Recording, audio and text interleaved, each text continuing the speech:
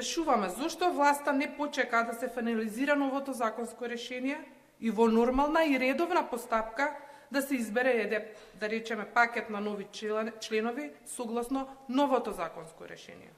Зошто упорно се игнорираат постоечките законски одредби од страна на извршната власт и начело со премиерот се ставаат сите над уставот и над законите.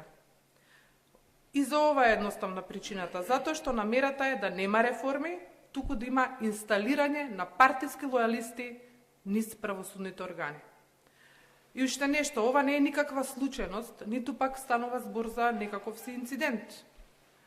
Туку ова е една смислена, систематична и координирана операција за напад, односно атак врз правосудниот систем. Ако судскиот совет биде срушен на ваков начин, следни ќе бидат судиите што не се по волја на власта. Потоа ќе следуваат и нарачани пресуди, како што впрочем сме гледале и во минатото.